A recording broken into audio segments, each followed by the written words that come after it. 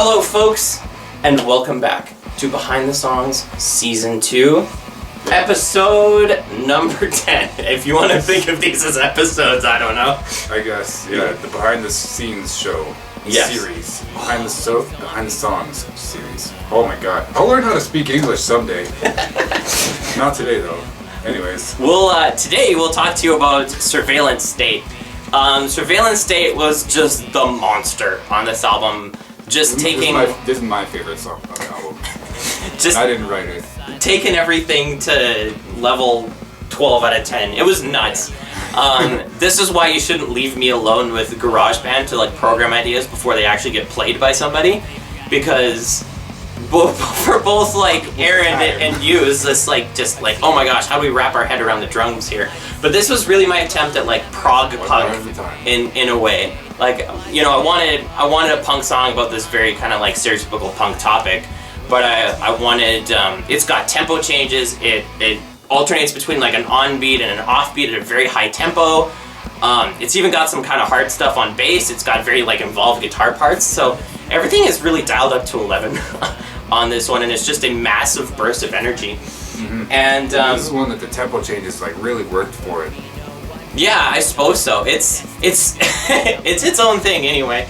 But this is one that just like, I guess I'll talk about the lyrics for a little bit too. So this was way back in early 2017, and kind of along with how kind of Taylor's been writing around the world, or writing about the world around us and everything. This is kind of a little bit of a comment from myself on things as well.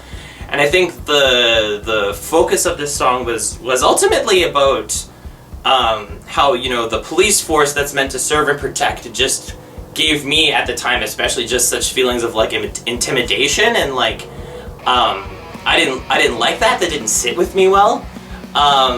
It ended up being a little bit more relevant in 2020 than it was in 2017, but nonetheless, I just, you know, just had this feeling of like, and some of that was paranoia at the time, and I don't really feel exactly that way nowadays, but just this feeling of like they're kind of out to get you, and I didn't like that, and that didn't sit with me well, so I wrote those lyrics kind of about it.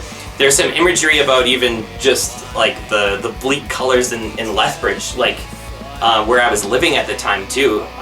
You know, you arrive there and it's like the color drains from the landscape as you're arriving, and so yeah, like a mix of like imagery and commentary on that.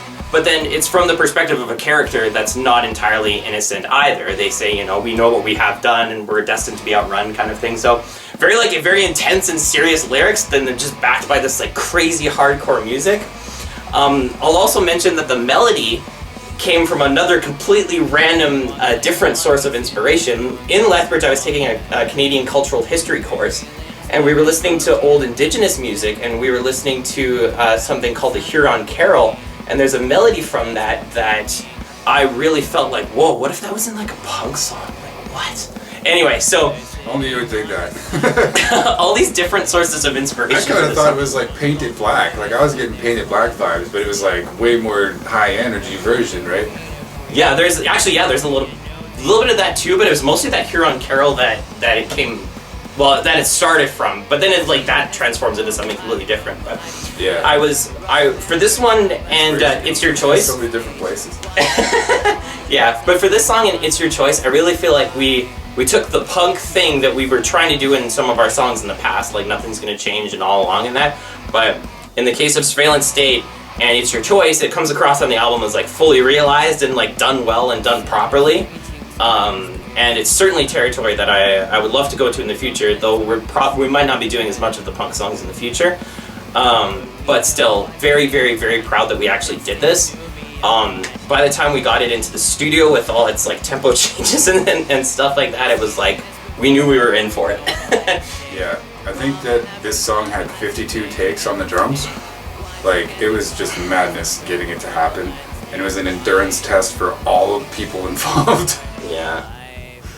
It was, but it happened. Yeah, I think it's the hardest we've ever worked on any of our songs, I feel like, is this one. So I feel like it deserves a listen just for that fact alone. Yeah. Yeah. Anything else you wanted to say about this one, Taylor? Turn it up the fuck as loud as you can. Yeah, man. Yeah. I really hope you like this one. This one was, yeah, just everything going crazy, man. So Anyway, yeah. Have a great rest of your week. We still have a couple more videos of this series to do for you, so stay tuned for those. Subscribe to our channel if you want, and let us know if you want to get a CD copy of the album. Otherwise, it's on Spotify and iTunes and all the other great places to listen to music. But thank you so much for checking this out, especially if you've listened to these songs already. And have a great rest of your day. You guys are what makes this engine turn, really. If there wasn't any fans out there, there would be no point. No, seriously. So, thank you so much.